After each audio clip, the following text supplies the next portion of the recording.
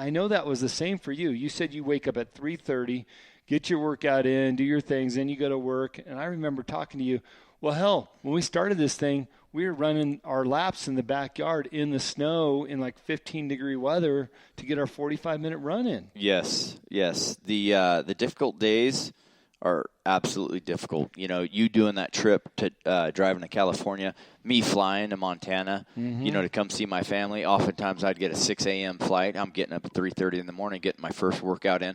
Try drinking a gallon of water when you're flying on a plane, dude. Well, it's easy to drink it, but you're up an awful lot. Yeah, exactly. And when that seatbelt sign on, it's no joke. They mean it. You stand up, they're like, hey, you need to sit down. I'm like, I'm going to pee my pants. Yeah. You know, I heard a great quote today, and I want to shift gears here a little bit as we wrap this thing up. But it wasn't necessarily a quote, but the point, it was Bob Proctor. And I was listening to of course, a David Meltzer podcast. And Bob Proctor said that energy comes from desire. And when I think about being driven, to me, that's a form of energy, right? Driven is a description in my mind of energy. And the way that he described that and why that is such a fact, and this made a lot of sense to me. He said, if you worked 12 hours in a day, and maybe you worked 2 or 3 days in a row at 12 hours, right? And you get home and you're absolutely exhausted. If you got to a point where you work 3 days in a row, 12 hours a day, and then all of a sudden it's like, okay, the day 3, when you get home, your wife says, hey, we got that big dance tonight that we've been looking forward to. We only go to once a year. Our friends are going to be there. The food's going to be great. The drinks are going to be great. Let's go. You will find the energy to drink and party all night long. Absolutely. Because you have the desire to be at the party. Right. Right? So he says that energy comes from desire. And I think the point that I want to make about that is that when you talk about 75 hard, right, you start developing your goals, you have some self-awareness, and you start becoming what you want to be down the road. So you've got your goals out in the distance, and that's what's going to give you the energy to get through your day, because all of a sudden you got the desire. And I see that in you. By the way, you're working your ass off over at your house down the street. Well, I got a lot of honeydews to do. I'm in quarantine right now for like you mentioned before, COVID-19. But I'll tell you this. Think about it like this. You know, I ask a lot of people how much effort they've put into themselves. Mm-hmm. You know, how much effort do you honestly put into yourself? Because that is a huge thing, right? Think about this. You go out and you buy a truck, and the truck doesn't have a fuel tank. And I'm not talking an electric car or anything like that. I'm talking about one that needs fuel to go, gas motor, diesel motor, whatever. Go out and buy a truck, and it's got no fuel tank. What good is it? Yeah. You know, and that was one of the things that I realized, that I was not fueling my tank on a daily basis. I was not doing for me, right, the things that I felt productive about. What can you do for anybody? Yeah. You know, and thanks to you, thanks to this program, I feel, you know, it's crazy to say this, but I feel completely alive. I've always been alive, right? Yeah. But having a pulse doesn't mean that you're alive. This program gave me what I call life. And it was the toughest thing that I ever done, ever. Well, you know, on day 70, I'll bring this back up. We still have some time. On day 70, I went to the ER. I was sick. I had 103-degree fever. I thought I had this coronavirus. Yeah. And they quarantined me in the ER. I couldn't leave. I didn't bring my gallon of water. I hadn't read yet. I hadn't taken my photo yet, and I hadn't done any workouts yet because I went there first thing in the morning. And at the end of it all, they said I had a influenza A. I didn't have corona. And I got back home. I was in Montana. I had 102.7 degree temperature. The snow was blowing sideways, right? And I said, "Hey, you know what?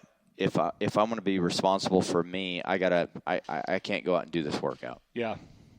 You got wind of that. We're neighbors, right? Our wives talked. Yeah, they talked about it. You called me up and you said, "Put your clothes on. You're not going to get any sicker." And it was right at the time where I had decided, because I was flying out the next day to go back to work. And I was like, I bring it back. The answer is yes, and it's like, man, this is a sign right here. Mm-hmm. I almost cashed in the chips on day 70. And I put on my pants, put on my heavy jacket, my beanie, my gloves, and you and I went for a walk. And lo and behold, I came back into the house, let some time go by, and did my second workout. I did some yoga downstairs and stretched. And I'm forever grateful for that. Not only introducing me to the program, but also day 70, because that would have been the day that I would have had to start over.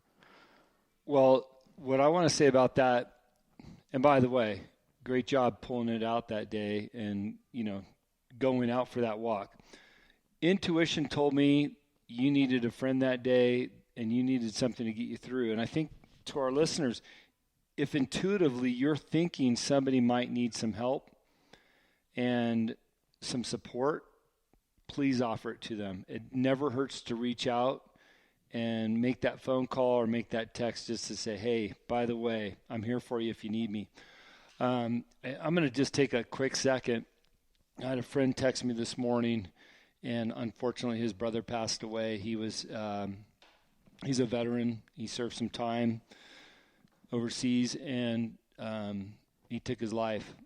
And it's such a, it's really a tough conversation to have, and we'll talk about this more down the road. And Justin, who's on the show today, he's got a program coming out later on for first responders. But don't be afraid to reach out to people and offer them some help, especially during COVID. Depression is probably going to be at an all-time high for people that are already suffering. And maybe take an extra minute to look into your Rolodex and people that you know out there. Send them a text, send them a phone call, make sure they're okay. Reach out. This is the time to do it. And like I said, let's touch on that a little bit more. I want to end the show on a highlight, Justin. Absolutely. All right. Two more things. By the way, I've mentioned these guys before. I'm up here in Montana. It snowed the last 3 days. It's supposed to be spring. I'm thinking about Baja.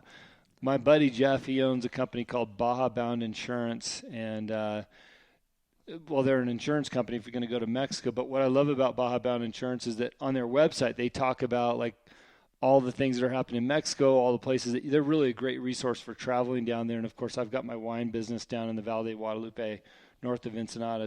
But Jeff's one of those guys, one of those companies that are really suffering right now during this virus because people aren't traveling and going across the border. So if you're thinking down the road you need to take a trip when this is all over us, reach out to Jeff at Baja Bound Insurance and I don't know, find out what's happening down in Mexico and let him show you the way. Get some insurance from him. Justin, last thing. Yes. I'm full on in my Spartan training. As you know, I did 10 miles today. Yes, you did up a monster hill that I could barely walk up. Big monster, chasing my wife, who's finally just like, she's just crushing me every day. So for everybody, this is the only real thing that I'm going to talk about COVID today, because I know we've all been inundated it. But my trainer, who's been so great for me, he's put me on the podium more times than anybody can imagine. I'm so grateful to him. But his wife is a doctor in an ER center in Huntington Beach. And one of her fellow doctors is a triathlete. So he sent an email, the COVID attacks your respiratory system. And I just want to read what he wrote because I think it's important. This isn't, just take it for information, okay? So quote from a physician client who does ultras, and this is his opinion on hard training and the immune system correlation. The people that will have the highest VO2 or cardio will have the highest likelihood of recovering. No, this hasn't been studied for obvious reasons. This is new, right? Right. But to keep it short, COVID-19 ultimately thickens the membrane between your bloodstream and the oxygen in your lungs. If you have a higher VO2 max, you can make better use of every oxygen molecule. So if we can force, per se, 70% of the normal amount of oxygen into your bloodstream, you will be able to compensate better, right? So then he says, unfortunately, a lot of physicians, it's not a matter of if, but it's when, and they want to be as fit as possible as the day comes. So for me, those 10 miles today is an investment, not only in myself, but also in the protection of the COVID. Yeah, and your longevity, 100%. Yeah. So, look, hey, Justin, I appreciate you being on. We're going to try to do this every week, the Live Life Driven podcast. I'm going to invite Justin back because, well, frankly, I like to talk shit to him on and off the air. We didn't do a whole lot of that today. No, we didn't. He's a character. He's been around the block a few times. We're having fun with it. If this brought value to you, please share with others. If you liked it, let me know, because I'm going to keep doing it until somebody says, shut up. I don't know. You'll find a way to keep talking. Yeah, maybe. So anyways, thanks for tuning in to the Live Life Driven podcast. Thanks for having me, man. Justin, pleasure. Let's Appreciate go down. it. Hey, let's go down and have some Moscow mules. Can I talk you into one? Hey, I might take one. 75 hard is over. But you are in a great routine, by the way. Phase 1's about to begin. Yeah, okay, so maybe we should go have a Moscow Mule. Hey, everybody, stay strong during COVID-19. Make the most. Be optimistic while you're in your houses. This is the time to create and stay busy. Stay busy. Stay busy. Stay busy, stay healthy. All right, thanks for tuning in. Yeah, times are changing everywhere. Do we dream and do we dare? It's up to you. The door is open wide.